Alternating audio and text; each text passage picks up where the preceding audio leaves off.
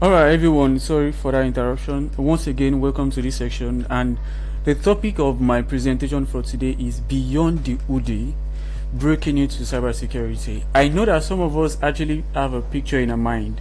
Whenever we hear of cybersecurity, whenever we hear of ethical hacking or any roles in cybersecurity, we only have this particular illustration that there is one guy inside a dark room with hoodie and a whole lot of screen, just typing anything on the keyboard and just trying to access everything. Or we just believe that, okay, this person is actually a nerd, or oh, what is this person actually doing? We have influx of numbers showing on the screen. What does it actually mean to be an ethical hacker or a cybersecurity analyst? And that is what we'll be diving deep into today.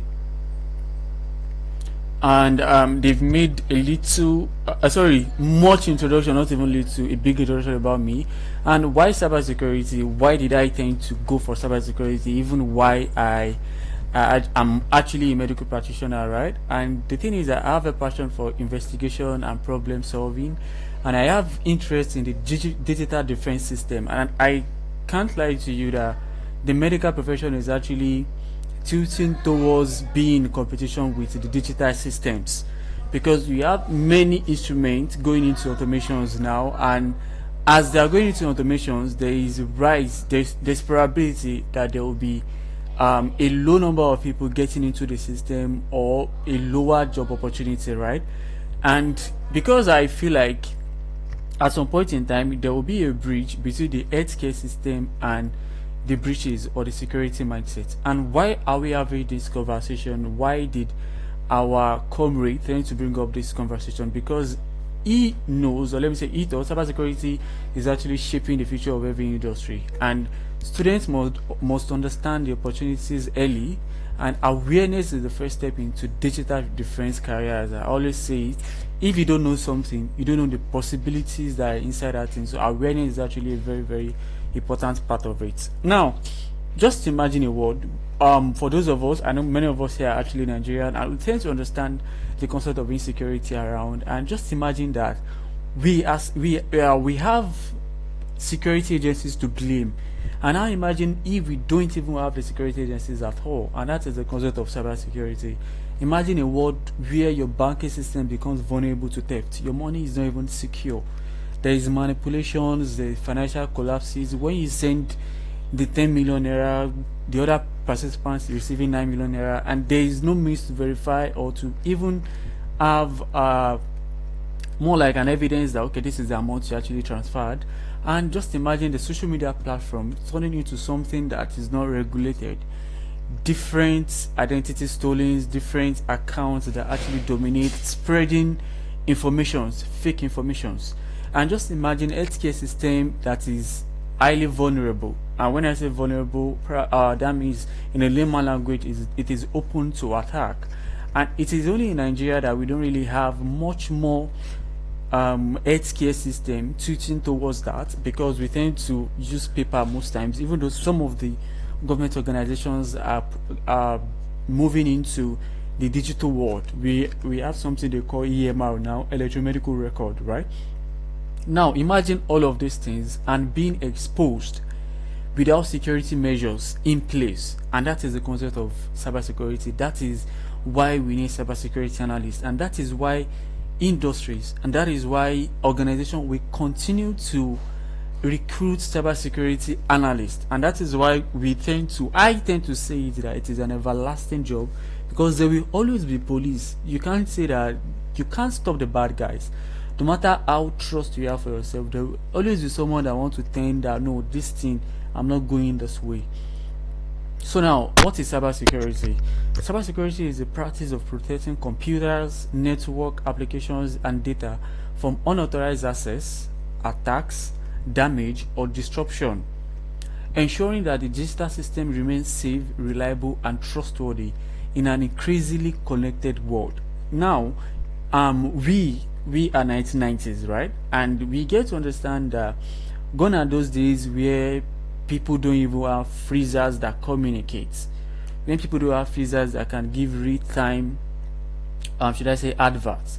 But in today's landscape in today's technology evolution, we have digital systems, we have a high number of technology integrations that are actually opened. It is digitally connected. You can be in your house and receive adverts on your refrigerator. You can be in your house and your TV is actually listening to what you are saying. It's because we just have should I say, we are not that developed in Nigeria. That is why all of these things might actually be somehow, should I say, strange, or we might not really know or feel that effects.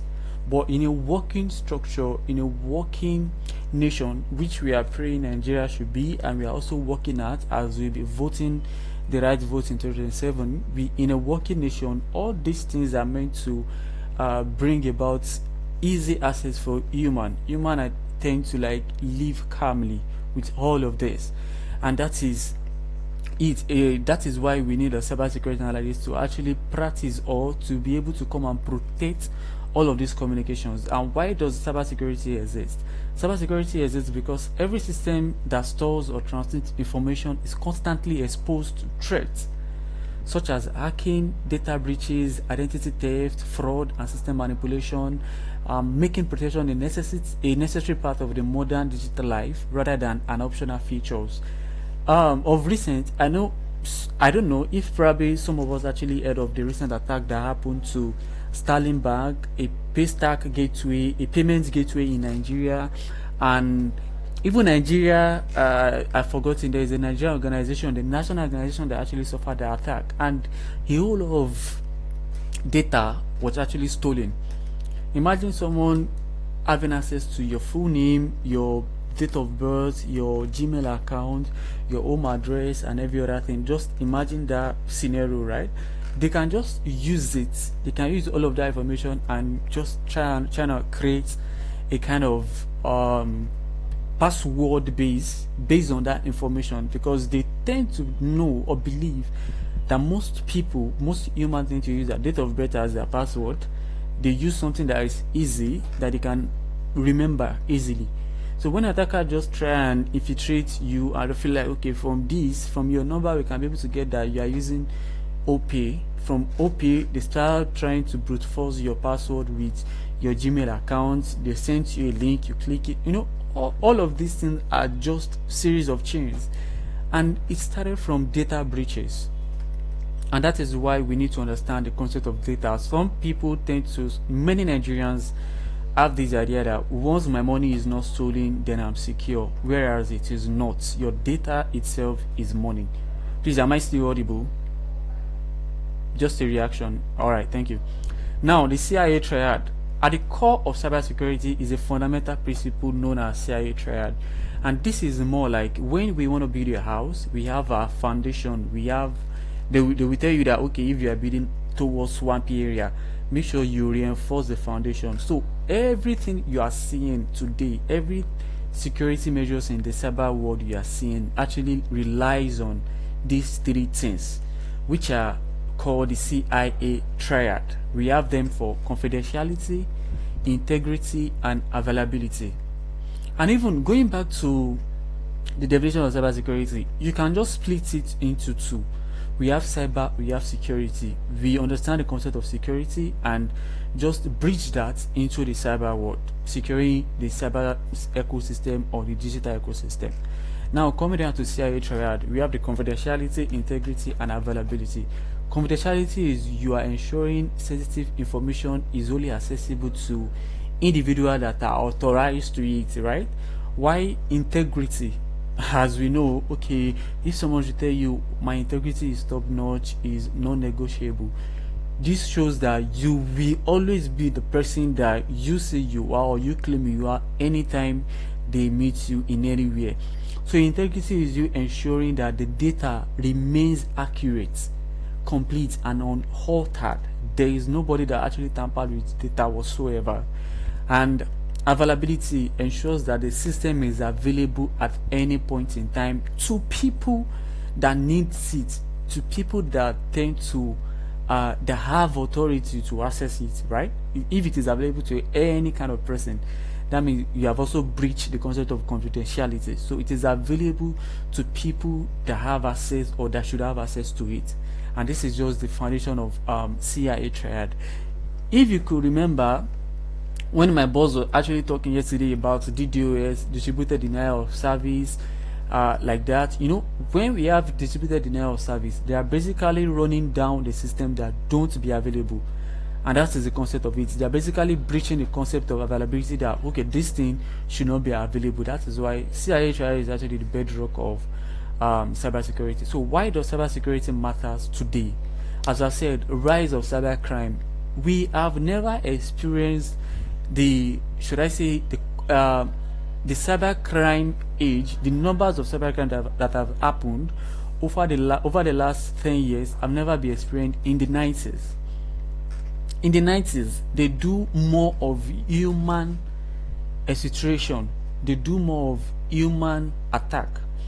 You hear them that okay, if they want to get any information, they will send someone as a spy. That's why they do more of physical confrontation, physical security, physical spying, right? But now in the age of cybersecurity, that is why you will see Russian presidents whenever there was one time this picture of his phone get to the internet and all of his camera were actually blocked, and that is the concept of cybersecurity, because it can be tapped. It can be tapped. And there's something, I was reading a particular book one day by an hacker, and the person wrote, so far it is created by human, it can be broken. Don't ever have it in mind that nothing is unbroken. So far it is created by human, it can be broken.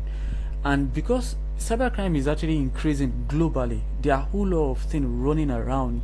International hackers, international penetration, cybercrimes. That is why we have Interpol. A few weeks ago, Interpol arrested, I think, over 100 or over 200 people due to intels gotten from countries all around. It is more like international organizations coming together, right? Criminals are no longer limited by geography, and as internet allows it, so far you are able to get access to the network of that particular country. You can infiltrate it, you can mimic them. Now, data privacy has become critical because personal information such as password, financial record, health data is constantly being collected and stored. In the United States, we have something they call SSN. Once people have access to that SSN, social security number, they can virtually have access to all your life, and that's why data privacy is actually very, very important. Now, there was one time that they said they breached Pornhub. It's a social sex page. When they breached it, they were able to retract names, SSNs, some informations, because in Pornhub you have to subscribe. Informations about even some government officials visiting the sites, they publish everything. So data privacy is actually very, very important. Digital transformation. We are now moving to the world of agentic LLMs, agentic AI, where AI tends to generate a whole lot of things. So if you don't take hold of our security, if you don't hold our security measures very, very tight, it might slip off. Right now we have the concept of national security, and I do use this one as a general one that we all can relate to.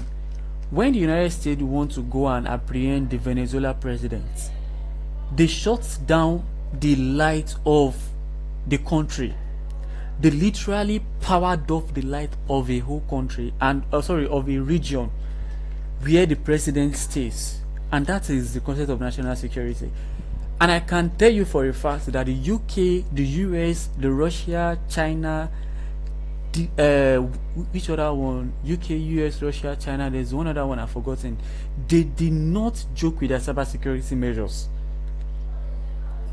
They can never joke with their cybersecurity because they know, even North Korea, they know that this thing is actually something they can use to infiltrate into our organization. Cybersecurity is now a key part of national defense. That is why I get furious whenever all these people are talking about these bandits, terrorists, and they say they cannot apprehend them.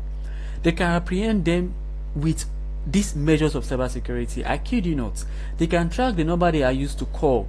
They can send drones to give real-time transmission. They can use satellite to give real-time image of, okay, how are they moving. They can deploy a whole lot of things from the cybersecurity landscape or aspects. They are posting constantly on TikTok, on social media. They can get their digital footprint. They are sending money through banks, through giveaway. Are they telling us that they don't have the informations now? So that is because of national security. They can use it to combat terrorism in real time. I kid you not. Now, we have some common myths and facts in cybersecurity. Many people believe that cybersecurity is usually about hacking. No. But in reality, hacking is only a small part of field cybersecurity. Cybersecurity also includes many areas of life, or let me say of the security measures. We have the defense, we have the monitoring, we have the investigation, we have the policy creation, we have the risk management, we have the system protection. Now, the fact is cybersecurity is primarily focused on protecting system. Before the rise of ethical hacking, they want to protect it. We have the like of the SOC analyst, which is my brother that came in yesterday. They want to monitor it in real time. Then someone just stood out and feel like, wait, why are we waiting for these bad guys to come? Why not test our system itself? Let us rate hackers, ethical hackers. That is why you always see them having the word ethical hackers. They are hacking, right? But they are doing it ethically. Why don't we have these people attack our systems and let us measure the posture of our security? Then we're able to decide, okay, this thing we can do like this, we can do it like this. Then the common myth is that you must be strong programmer before entering into cybersecurity, and this often discourage beginners. Some people will say that, oh, I don't know how to code, I can't code, all this coding, I don't know how to read it. And I can kid you, when I just started learning coding this year, because I feel like this is another part of cybersecurity that I might want to venture in tomorrow, because I'm actually looking forward to the national aspect, right? But in real facts, programming is useful. I won't tell you it's not useful, but many roles such as digital forensics, SOC analysis, GRC, cybercrime investigation doesn't really require you programming. Even ethical hacking, some aspect of it doesn't really require you programming. You just have to have your reasoning capability and also understand some of the tools that you are using. SOC analyst, you have your tools that will give you real-time overview of what is going on, and it's just for you to read data. GRC is you doing documentation. Don't worry, you'll get there very soon. Many students also, another myth is many students believe that cybersecurity is too complex or only for highly intelligent experts. Oh, it's over the time I've seen people from fishery coming into cybersecurity. People that will feel like, oh, I'm not a science student, I'm not an engineering student, or come in, there is nothing. You will learn. So far you have the willingness to learn, you will learn. And one thing I will tell you is that cybersecurity is built on learning, practice, consistency, and curiosity. And I can tell you that these four things brought me to this space. I learned a whole lot. I practice. I am consistent. I don't even need validation for anybody to tell me that, Sam, you are consistent. I know if I'm not, I know when I am, and we can always judge with what we are doing. And our curiosity, I love to explore so many things. Now, many professionals started as complete beginners. Some don't even know the roads. Some have gone for, I see someone that went for masters and came back to the BSc in cybersecurity, or came back to study the cybersecurity at tech schools. Why? Because they are just curious and they know the possibilities or the benefits of being a cybersecurity analyst, right? Now, and they improve through structured learning and hands-on experiences. All right. Now, the cybersecurity landscape. Just like we have, I'll tell you, how will I even put it? All doctors are doctors, right? But not all doctors are gynecologists. In medicine, we have gynecologists, we have family medicine, we have ophthalmologists, we have the neuropsychiatrists, and every other thing. We have those branches of medicine, and the main reason why we have them is because one person cannot do everything. But when we have different people studying everything, and when they come together, they can be able to treat you. That is why you see them referring to different aspects, and that is the same thing in cybersecurity. One person cannot do everything. That is why we have the landscape. We have different teams or different aspects of cybersecurity. The first one is the blue team. Like I told you, the concept of cybersecurity from one set is let us defend our digital infrastructure with the blue team, and you always hear them to be the defensive security. Now the blue team is responsible for defending system, monitoring network, detecting threats, and responding to attack in real time to ensure systems remain secure and operational. And the blue team is what you can call I don't know if you've seen the US when they make pictures of their operational room. There is a name they call it, but I know it is something room, and you see a whole lot of screen they are using to monitor their aircraft, to use the monitor missiles, a lot of things. That's the aspect of the blue team, and that's the defense mechanism of cybersecurity. We have the red team. The red team are the real world attacker. Like a red team they simulate the real world cyber attacks by ethically attempting to break in, and we call them offensive security. The first one is defensive. The red team is offensive, just like the one that is playing ball. The defense system and the striker are the front, which is the offensive. Now they tend to like mimic these hackers, bad hackers, and attack the system to identify weaknesses. The control room, thank you, control room, to identify weaknesses, expose vulnerabilities before the malicious hackers exploit them. So that is for the red teaming. Now another team we have is purple team. Just imagine you have color blue and color red mixed together. There's probability, I've not tested it though, but there's probability that you might actually get purple. But we have a team in cybersecurity landscape called the purple team. The purple team is just like an hybrid function of the red and blue team. So I can stand here as a purple team. I can attack, I can defend. I'm just using myself as an example. I'm not a purple teamer. I can attack, I can defend, and this is they just ensuring that the offensive testing and defensive strategies work. In US, they have ethical worker working against their system. If they launch anything today, they are ready to attack it themselves, to be able to see that no other person can actually attack it. And that is why whenever any student attack or any of their citizens attack, that is why I love US. Oh God, whenever any of their citizens attack their system, they will employ the person immediately. They will give the person money.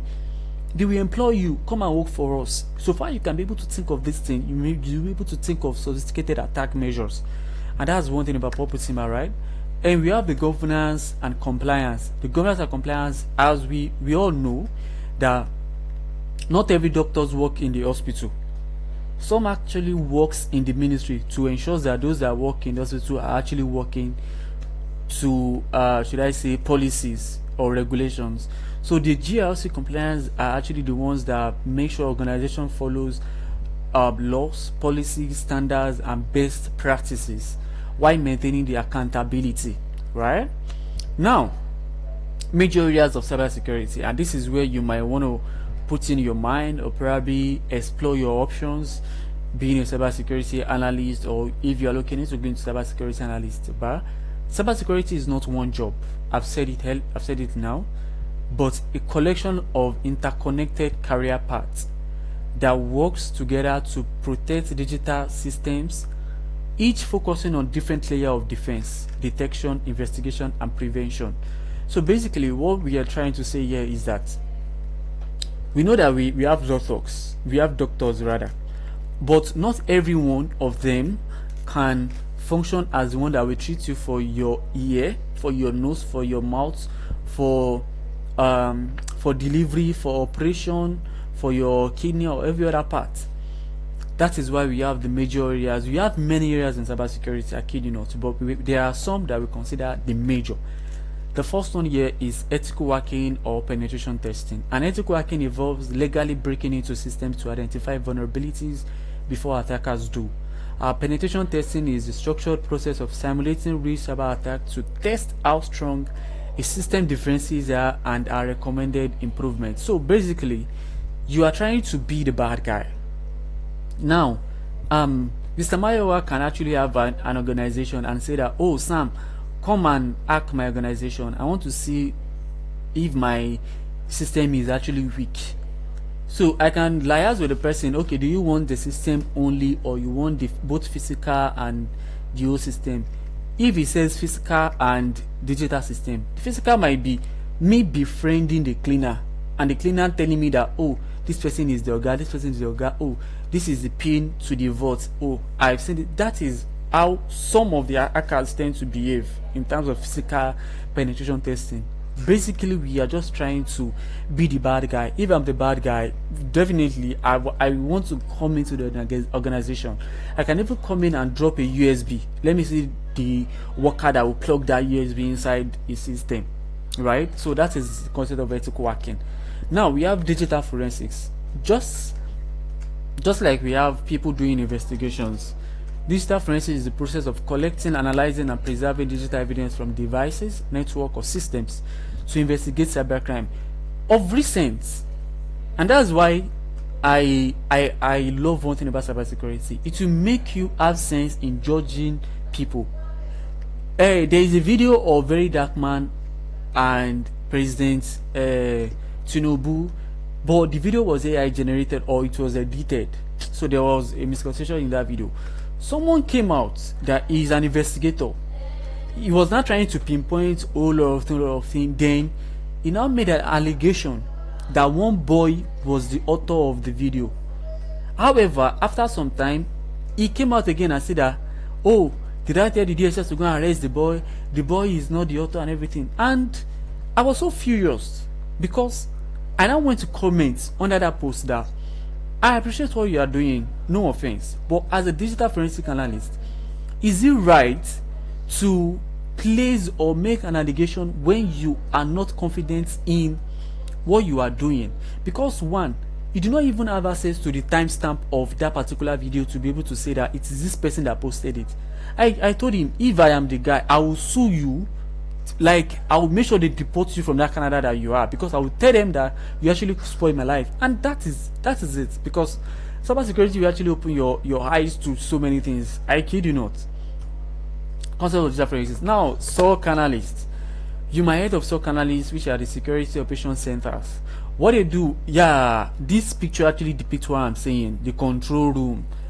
Even watching CCTV at malls is actually a concept of security operations, because you are monitoring the systems of the organization, the whole surroundings, right? SOC analysts monitor systems and network in real time to detect suspicious activity, respond to alert, and prevent cyber attack before they escalate into serious breaches. Then this is example of what I'm saying. You can see this person is actually monitoring a particular frame.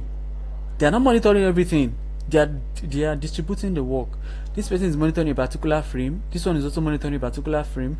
This one is also a particular frame. I think this person stepped out, and as you can see, he logged out. This one might be there and is not capturing it. And this is just example of the control room that Mr. Ofsos actually reminded me now. Now, another thing is incident response. When you have there is something I've said earlier. So far it is being designed by human, it is breakable. But when you have that break, that someone attack it, who are those people that will attend to it immediately? Yes, there's always a, should I say, a slash or a conjoined work between the SOC analyst and the incident responder. But the SOC analyst and the incident responder often tend to work hand in hand.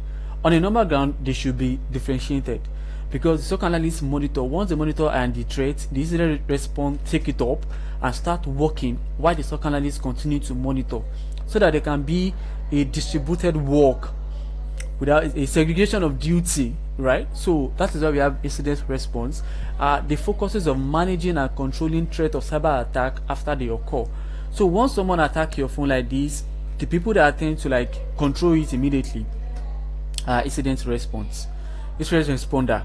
right? Now, another major areas of cybersecurity you might want to look at is cloud security. We have different cloud infrastructure coming up now, and when you hear of cloud, it is not this cloud heavens you are seeing. It is just a server or a data center in another country. A data center might be this Ogun State now in another country. That is, they will be saying it is cloud. It is being stored in a rack in a particular chip, right? So cloud security focuses on protecting data, applications, and security and infrastructure stored in cloud environments such as AWS, Azure, or Google Cloud. You might not really, if you are not into cybersecurity, all these things might be new, but just have it in mind that when you do your iCloud, it is cloud. Your Google backup, your Google photo, your Gmail, it is cloud. They are being stored on the cloud. That is why you can be able to access your Gmail regardless of any phone you are logged into. Alright, so we have the cybercrime investigations. As you can see, they tend to investigate cyber attacks. They investigate cyber criminals across borders, and their work include tracking attackers, studying attack patterns, and supporting legal prosecution. They can try and study this person. Okay, this person moved from this country to another, got this particular money, moved back, and so Mr. Mayowa, are you there? Yeah, I'm with you, sir. All right, can you create another link now? All right, no problem. I'll drop the link. I'll drop the link now. So guys, sorry, we had issue creating the professional account. So there will be a link to join the call again. We are almost done, right? So there will just be a link to join the call so that you won't miss out on anything. Please let us just join the new link, and I know that it will drop it in the chat box when it is ready. So moving on. It's ready. Okay. You can join now.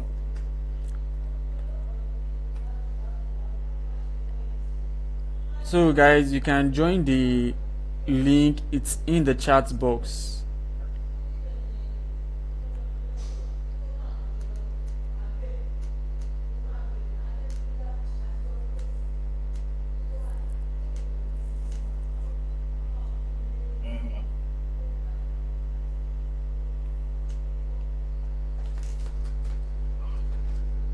All right.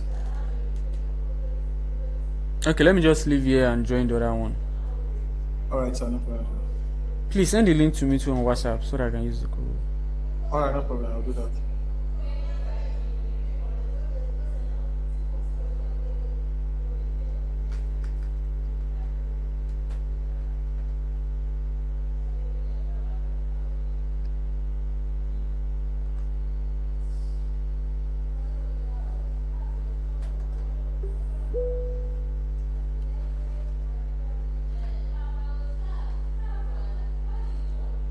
Ms. Adedoja, please join the new link.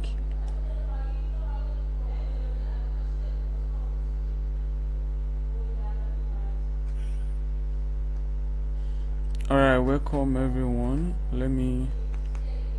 So you can check your WhatsApp, sir. Yeah. Share it to you.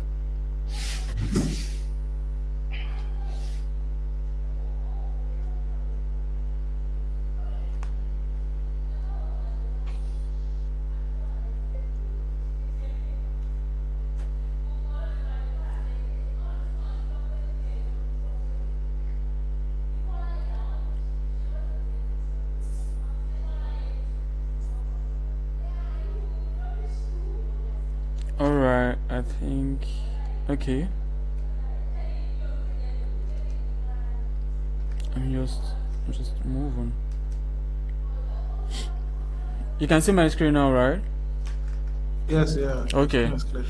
So moving on, we have another one is the threat intelligence. Just imagine all of these things now without proper documentations or proper correlations between or within countries, right? Threat intelligence involves collecting and analyzing information about current and potential cyber threats to help organizations prepare and defend against future attacks. So this is just like people coming together in medical world. They do this thing very well. Medical intelligence, they will come together, they will tell you, oh, there is rise in Ebola, something, and that is what they are doing. They are trying to evaluate the current attack, how they can be able to prevent it, and also the future attacks. Okay, there will be this thing coming up very soon, make sure you prepare yourself. The weather will be harsh, then the flu will do like this. So that's just the concept of threat intelligence. They're trying to collectively gather information to be able to protect or have a more proper and broader view about the cybersecurity landscape. Now, another important part for people that might want to say that, oh, I don't love coding, I don't even want anything technical. So we can go for governance, risk, and compliance. That is the concept of GRC. GRC means governance, risk, and compliance, and it focuses on ensuring organizations follows cybersecurity laws, policies, and standards while managing risk and maintaining regulatory compliance. Like I said earlier, imagine the medical world without the compliance, without the policies. So there are people at the office, they call them National Medical Association NMAs, where they tend to like give policies. Okay, these are the things that we want, we want for medical lab, MLSSN. They tend to say is, okay, these are the standard operating procedure that we want from you as a medical practitioner, as a medical staff. And when they go around checking hospitals, checking laboratories, they look for that things that fault the standard they pick to grant. Okay, we want a minimum of 2 staffs on duty, and they are seeing 1. So that is the concept of it. They are just making sure that human life are prioritized and everyone is actually in a safe hand. So why should you consider cybersecurity? Why should you just consider this role? Why not another one? Another person can actually come on board and just tell you, okay, why do you need to consider your role, right? But there is always an avenue to think deeply across board. Now, career opportunities. You might feel you might feel down regarding the posture of our country, that we don't have an advanced system, not to talk of even securing it. However, we are praying that, and we are working towards it with all our actions as a youth, that we will have that strong digital presence in the world. Cybersecurity, the first one is career opportunities. Cybersecurity offers a wide range of career paths. I'm a medical practitioner. I did medical lab. Now I'm doing cybersecurity. It is another career path for me across field. Someone came to me and be like, somebody, have you heard of cyber biodiversity or cyber something? I've forgotten. It is just cybersecurity curing the medical world. There are researches that people have done that can affect human beings in the sense of save their life, right? If it gets leaked out, people can misuse it. So when you are securing that particular research or that particular laboratory and everything, it's also a concept of cybersecurity, because everything is now digital. Most of the researches are now online. Now, cybersecurity offers a wide range of career paths across offensive, defensive, forensic, security, governance, AI, allowing students to choose roles that match their interests in investigation, analysis, problem solving, or even system protection. You can sit down and feel like, okay, this is the role. This is about me. Whenever I'm having consultation or meeting people regarding cybersecurity career, I tell them, what interests you? Do you think you want to break into systems, or do you think you want to secure something? You want to be looking across the board and feel like, okay, this thing is not correct, this thing shouldn't be here, and you want to secure that thing. You can, with that one too, you'll be able to know that, okay, this is where you should go. We have the global demand. There is wide range of cybersecurity world across the globe. However, as a Nigerian, they will tell you, as a Nigerian, life is leading you one know. If you are a man, it is 2. Every day by day, I get to see digital forensics work from UK. I kid you not, I see less than 2 per day if I just enter LinkedIn. The main reason I'm unable to apply is because they do state it that they need a security clearance.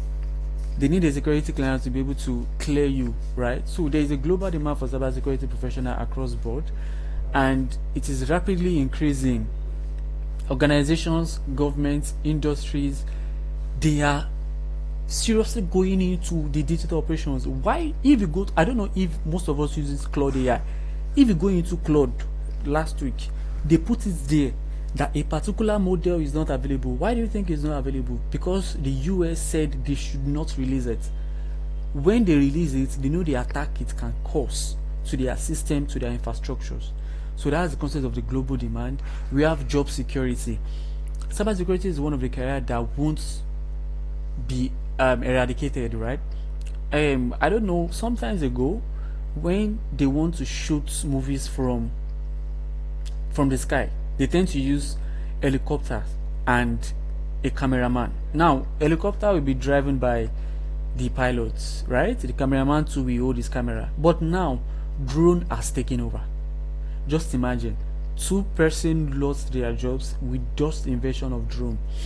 Imagine many jobs. Like I said, even in the medical world, we have these machines. Just put the blood there like this, the machine will run everything and print out the results. So even if they need 5 people to work in a facility before, please, can you still hear me?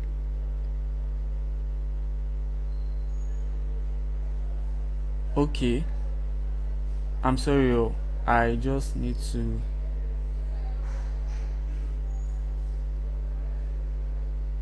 Okay.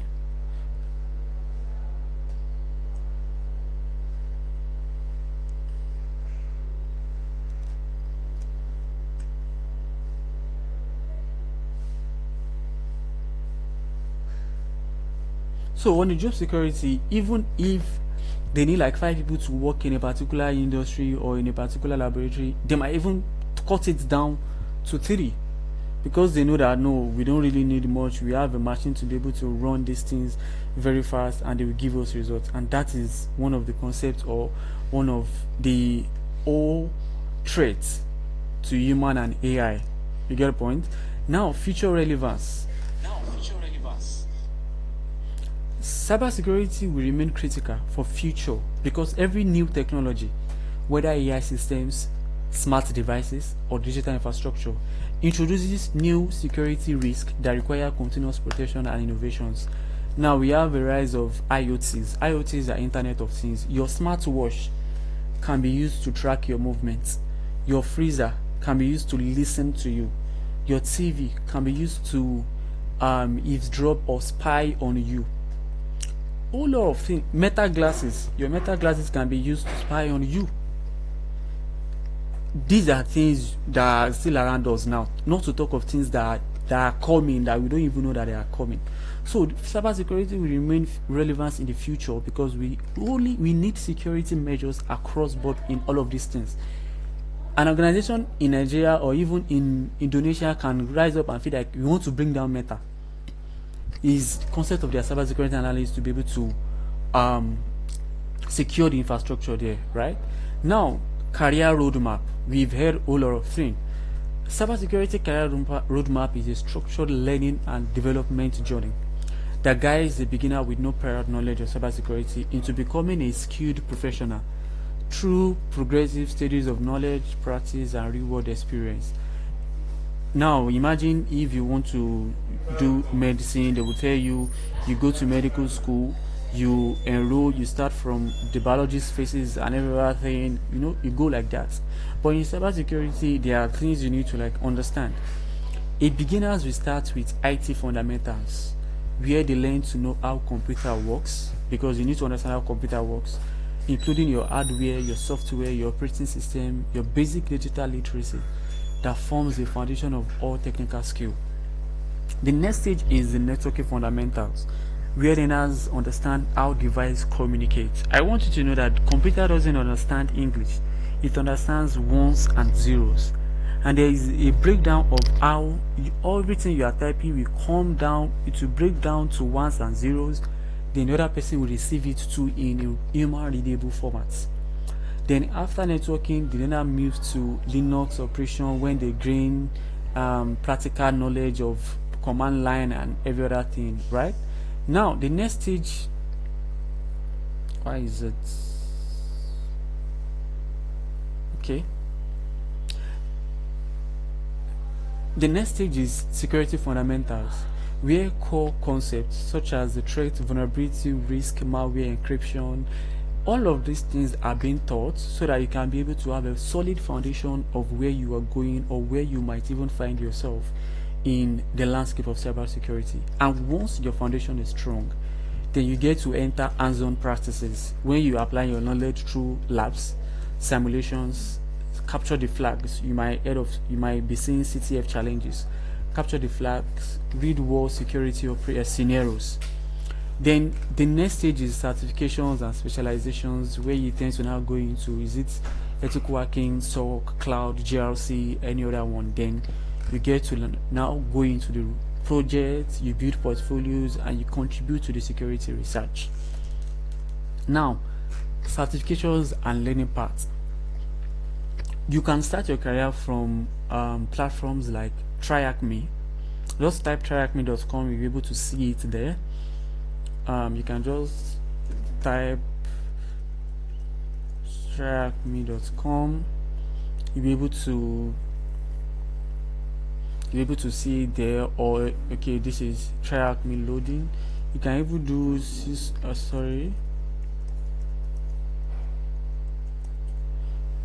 so this is TryHackMe loading. NetAcad 2 is loading. So you can go with TryHackMe, you can go with Cisco Networking Academy, Free Code Camp. Please, okay, I'm still audible. Free Code Camp.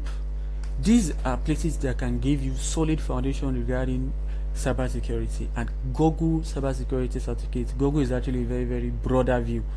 It will give you in depth, as in beyond what you are even demanding or what you even order. Then the intermediate one is when you now move to being okay. These are areas when you tend to explore different parts. Okay, is it SOC? Is it hacking? Is it forensics? And you can also get it from all of these platforms like TryHackMe, Cisco NetAcad, and every other thing. So you can see this is Cisco NetAcad, netacad.com, where you can be able to you can see explore different options. You can see cybersecurity, you can explore the cybersecurity option, networking, and every other thing, and just click on cybersecurity and be able to like get a hold of it, right?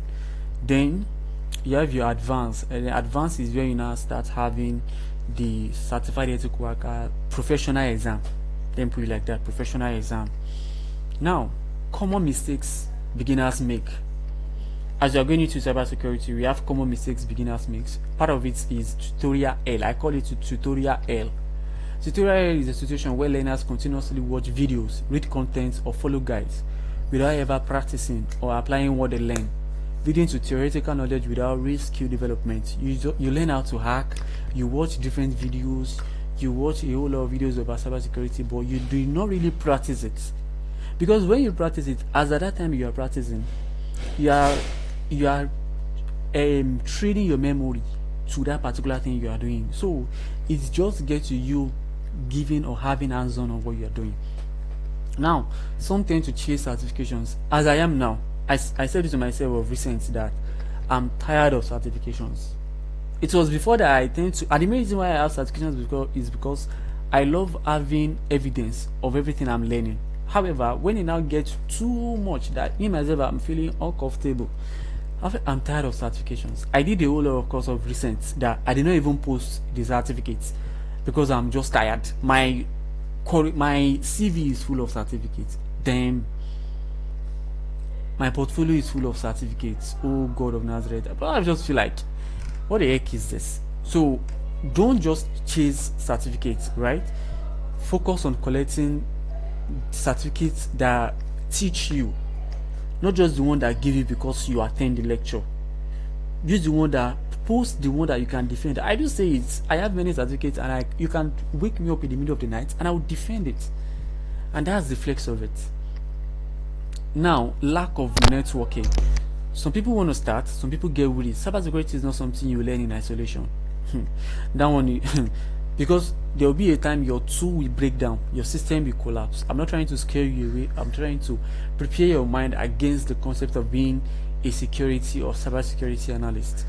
You have to have community or networking of people that can give you emotional support, technical support, knowledge, tools, materials. Now, lack of practical experience. Cybersecurity is an hands-on field. Even while you are doing documentation, you are doing documentation with, should I say, Excel. You are doing documentation based on the theoretical part, based on the practical part. So you need to even understand the practical aspect of cybersecurity, even if it is in a theoretical manner. So that's one aspect of cybersecurity, right? Lack of experience actually part of common mistakes beginners make. Now, before I finish, I just want you to know that cybersecurity is for all. Cybersecurity is not just about hacking, programming, or advanced technical skills. Now, it is about understanding systems, protecting people, solving problems, and building a mindset of curiosity. I did curious die. I'll tell you why do we have to go through this thing. I might not even say it out. I'll just start researching. Then discipline. There was one time I went to research, why do computer understand ones and zero, not human readable form? It will now take you back to how the panel was even made in first place. So it is through curiosity, discipline, and continuous learning that anyone willing to grow can develop over time. What separates professionals from beginners is not talent, but consistent action, guided learning, and real practice that transform knowledge into skills and skills into real-world impacts. Every expert in cybersecurity today started as a beginner who once knew nothing about networks, hacking, or security system. And I kid you not, cybersecurity is not just that whole lot of numbers you are seeing, Jesus. If you want to hack a system or you want to hack an organization, let me take you through the concept of it. There's something we call reconnaissance. We will do our just trying to gather information about a particular target. We will do our reconnaissance about a particular target, the name of the organization, the domain name of the organization, everything about the organization, down to the CEO of the organization. Then we come down to scanning. You do our scanning and enumeration. We will try and do, okay, what can we get when scanning this organization websites? What are the things we can be able to get? Then we do our enumeration. We now start doing, okay, how can we exploit this thing? After exploiting, how can we maintain access? Maintaining our access in this thing, then how can we do our documentation? Because we are doing it ethically. So it is not just something anybody can just pick their system and start hacking, because you cannot attack what you don't know.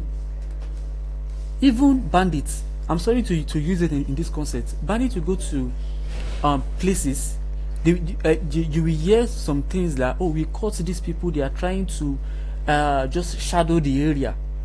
That's one concept of reconnaissance. You're trying to shadow the area and see, okay, this is what we need to do here. So the opportunity in cybersecurity is not reserved for selected people. It is not reserved for the nerd, nor reserved for medicals, nor reserved for people that are skilled programmer. It is open to anyone willing to start. If you are looking to get into cybersecurity, it is open, and you should learn the fundamentals, practice regularly, join communities, and build real-world experience over time. Right? Thank you for your attention, and this actually brought us to the end of today's session of Beyond the Hoodie and breaking into cybersecurity.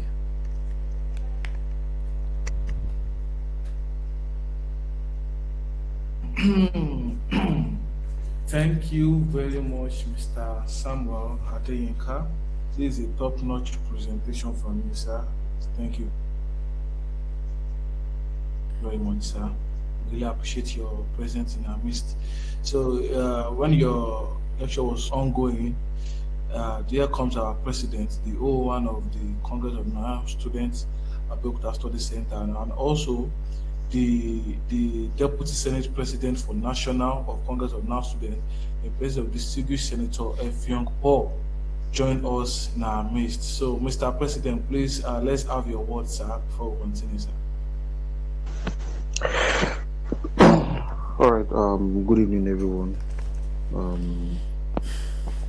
Good evening to our guest speaker. Thank you for honoring our invitation, and thank you for sharing more light on cybersecurity. I'm a political science student, by the way.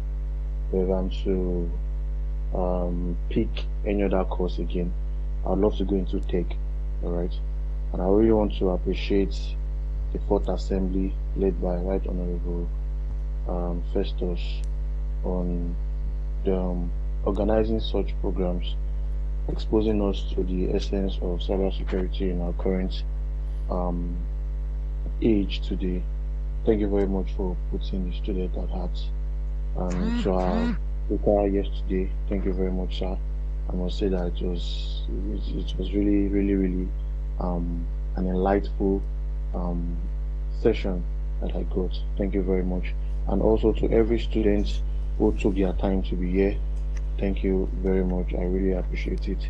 So this is a very good one, and I want to encourage the fourth assembly to please organize something like this again. Organize something like this again. It's really going to help us and really going to expose us to something that we ought to know. If peradventure, I will just say this, I was able to register a student, and the student was like, which course can I go for?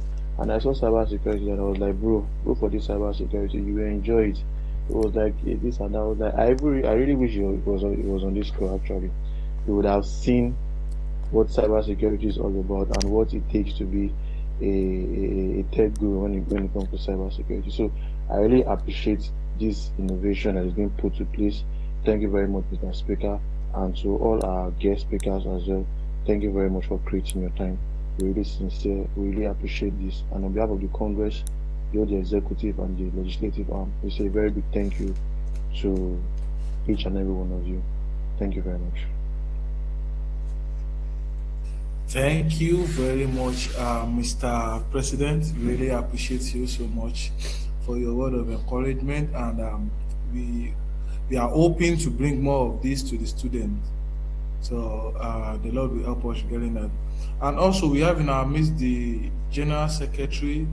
Let me just say the second-hand person to Mr. President in person of Comrade Silvers is also in our midst. Please, let's have a word from you too, sir.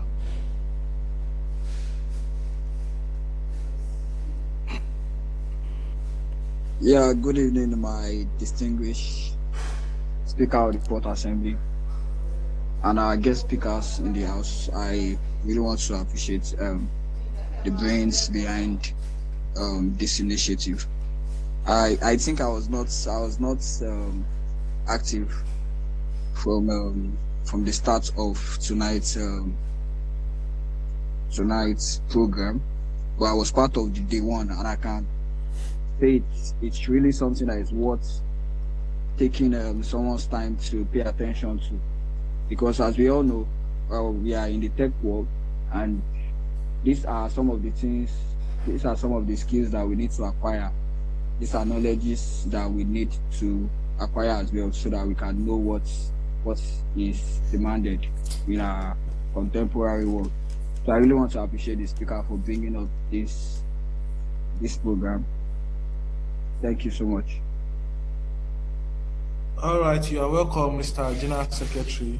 So when Mr. General Secretary was speaking, one of our leader Uthman, Comrade Uthman Abdul also joined us. So you are welcome, sir, Mr. Uthman, even though you joined a bit late, sir, but you are still recognized, sir. Please, let's have a word with you, sir. Thank you, sir.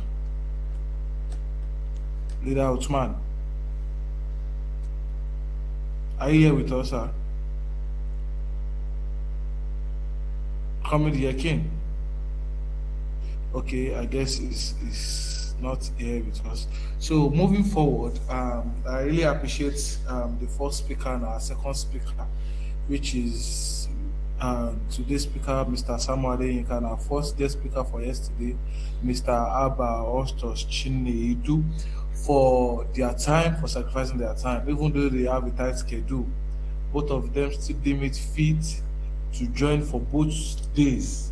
No, this is a good leadership skills, a leadership experience I've experienced so far. Both of them still decided to join us for these 2 days. Even though as students there was a low turn up, a low turnout from our students, but they still made fit to join us for the 2 days. So, sir, we really appreciate your time and your efforts, sir. So, without wasting much of our time, we would love to dive into questions and answer. So let's please, if you have any question and answer for our guest speakers, both of them are on the call. So for those that joined yesterday and today, if you have any question for them, please can kindly bring up your question in the next 10 minutes. So then we'll dive into our giveaway section. So ask questions, and if you get the answer correctly, then you have a chance to earn a token. So let's start now for the question and answer section. Madam Adedoja, do you have any question?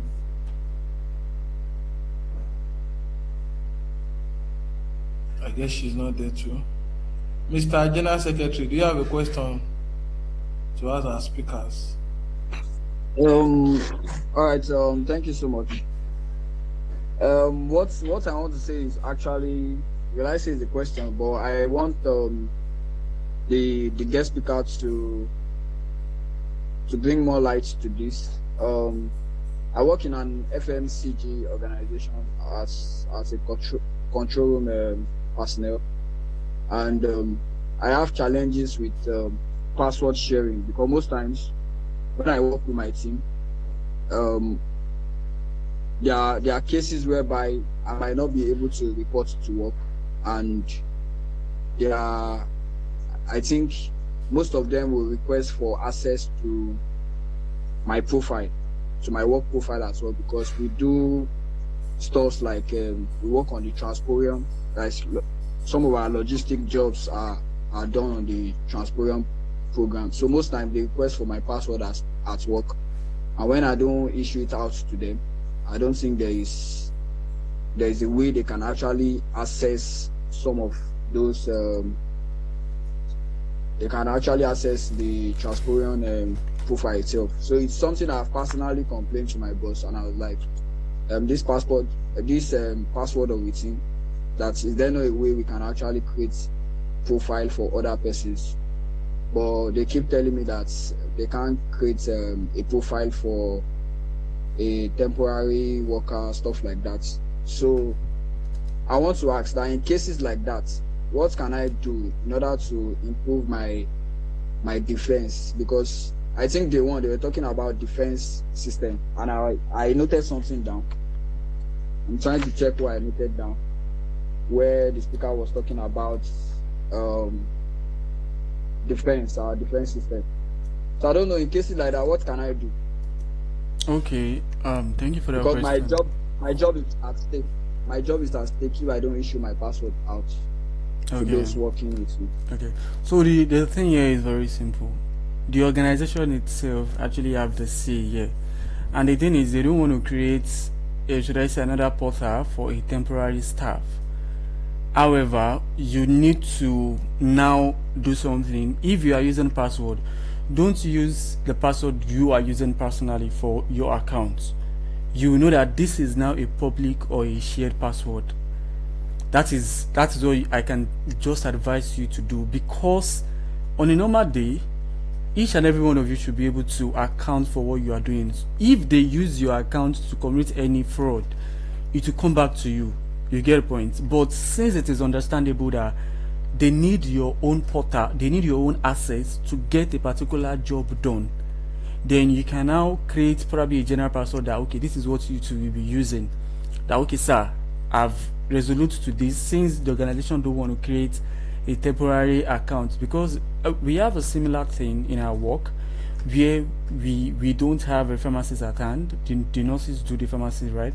Then we now want to resolve the whole thing of, okay, should we create should we give role to each and every nurses to be able to access the pharmacist, or we should have one person? Then I personally suggested that let us create a particular role called general farm. Then the general farm have access to the whole pharmacists. Then every of the nurses have access to the password. Now, what now happens when they want to log in into the into the pharmacy role, they log out of their own section, log into the pharmacy. But if there is any case, we want to track down the person that did that thing as at that time, you will check who are those people on duty as at this particular day. Either of the two will come up. It is not something that, oh, you can just give it to one person in that particular scenario. The state of the security measures will now give you the chance of, okay, this is what you should do. So I'll just advise you, create a general password, share it to everyone that, okay, you two can actually use, then you can move on from there. All right, Austus. Okay, can you hear me? Yes.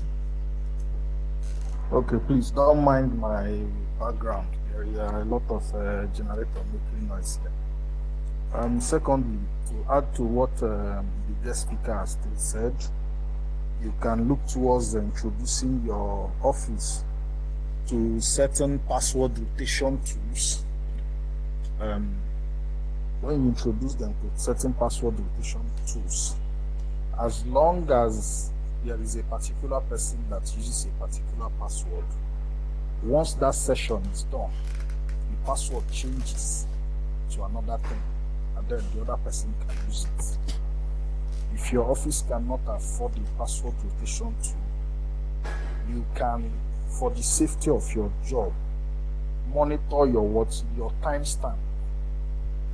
When did you log in personally and when did you log out? And then note the name of the person who is now requesting what for the password. The reason why it is very important is because in the defense of your case, whenever an activity is carried out and it is not properly monitored, because your account, which bears your name or which has your credentials, is being assessed by every user, whatever that goes wrong within that account becomes a challenge, and you are going to answer for it.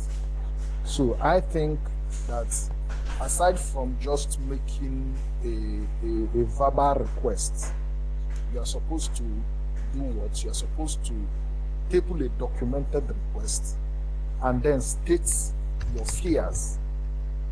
Whenever you state your fears, your organization will now, give you that platform to escalate your fears to the operations or to whoever that is in charge, so that this document will exonerate you from any challenge that will arise thereafter. Right? I know that maybe if you are requesting for a password rotation tool, they might be very, very expensive to procure. Some, if we will look at it, maybe some are open source. What I mean by open source is that they are free to use, right? But in the interim, it is better for you to raise an appeal, document the appeal, put up the ills, the challenges with using a central account, and then drop that appeal so that they see it and document it. Whenever a crime or whatever arises from this challenge, because you have raised it, because you have tabled it, you will holistically be granted a leave because you have tabled the issue. Thank you very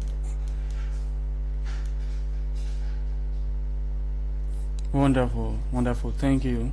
Over to you, Festus. So, Mr. Silvers, I hope you are clear about that, sir.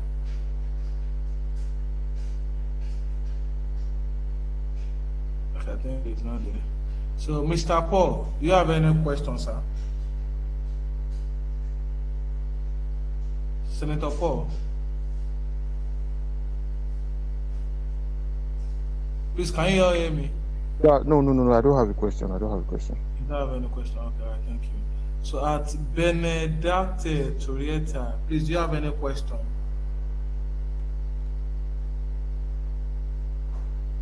Okay, I think no question. Okay, so Mr. Sam, please, I would love if you can draft like 3 questions out from your presentation, and most likely it might not be from the presentation, it might just be a general question.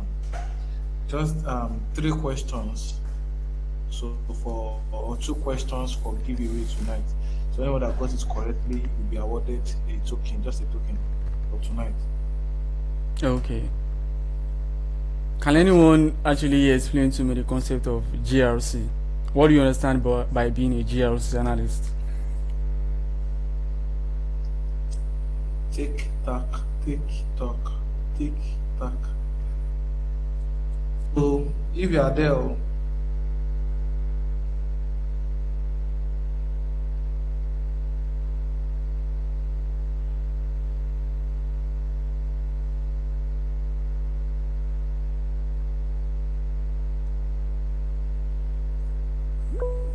Yeah? Or girls too, is it a glitch? Or you want to add question? Alright, talk. Let me first hear first. No, you see, let us equally, understand with our people here that some of these things are very, very, foreign.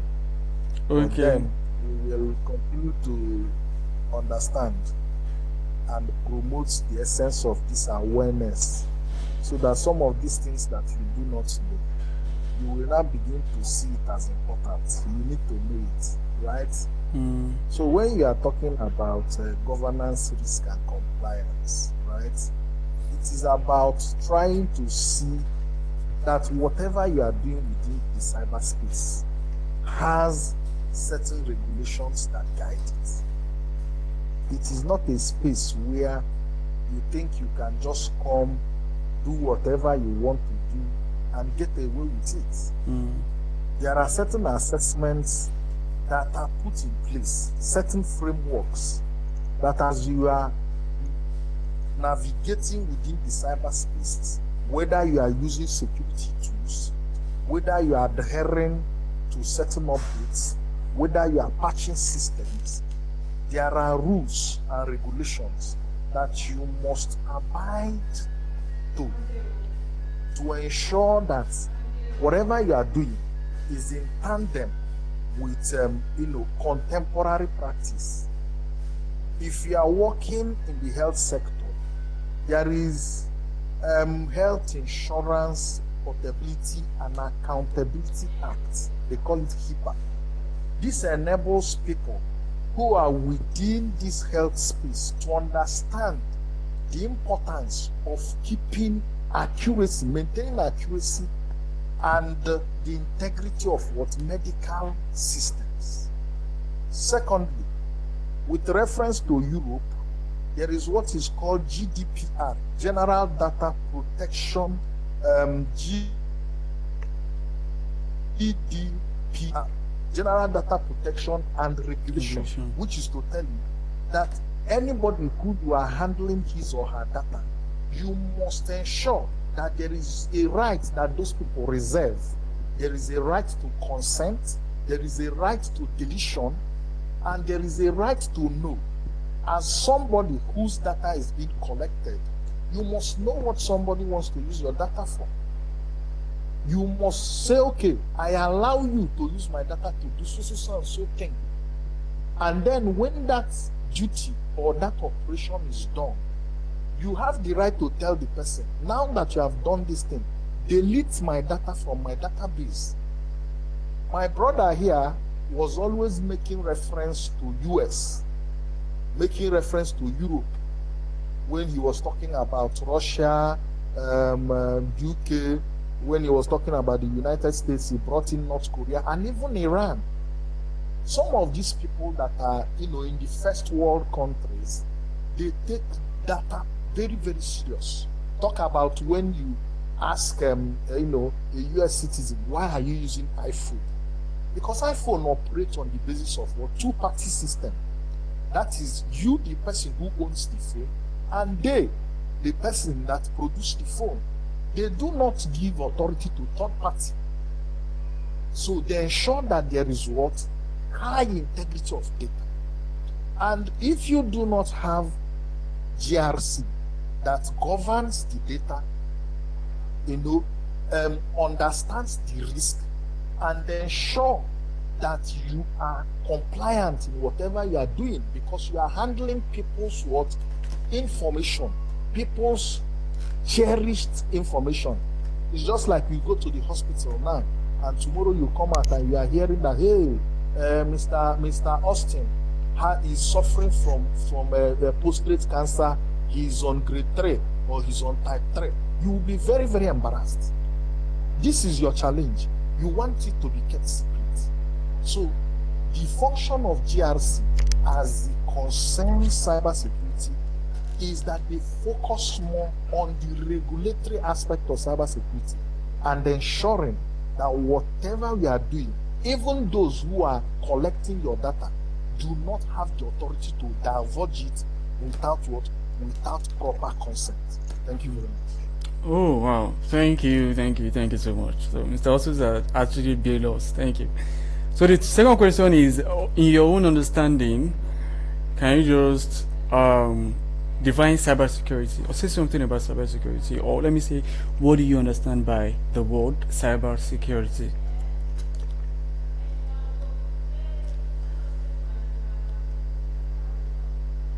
So please, we are here. Let's talk about cybersecurity. General Secretary Adeyinka, Benedate. Okay, I think I was part of the one class. I think the speaker said we have to remember cybersecurity is the act of protecting digital assets. So he also said when digital assets are compromised, it can become a digital connection point. Or I think Mr. Ostus said something like that. When digital assets are compromised, it can become a digital connection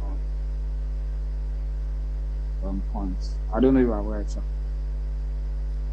Yeah, I understand you. You are right. Okay. So it's correct. It's correct. It's correct. You tried. All right. So, Mr. General Secretary, please drop your phone number and your network on the chat box. Okay, the last one. When I was doing the presentation, I made mention of the cybersecurity landscape, where I get to explain that all doctors are called doctors, but not all of them are like gynecologists, ophthalmologists, entomologists, right? And I made reference to some team using colors. There's a color code to all those teams that I said, okay, these are cybersecurity landscape. Who can tell me 2 or 3 out of those teams? Okay, blue team, which is also the defensive security, red team, which is also the offensive security, and purple team, collaboration layer. Wow, thank you, wonderful. That's amazing. At Adeyinka, you can also drop your number and your network on the chat box, your phone number and the network you are using. Just drop it on the chat box. So we have come to the end of the webinar, of the 2 days webinar, and I must say that the Congress of NOUN students, the Student Representative Council, Abeokuta, sincerely appreciates all students, our comrades and speakers who have showed their proactiveness in this 2 days webinar, and their presence and their participation, their enthusiasm towards learning has made these sections impactful and engaging and memorable one.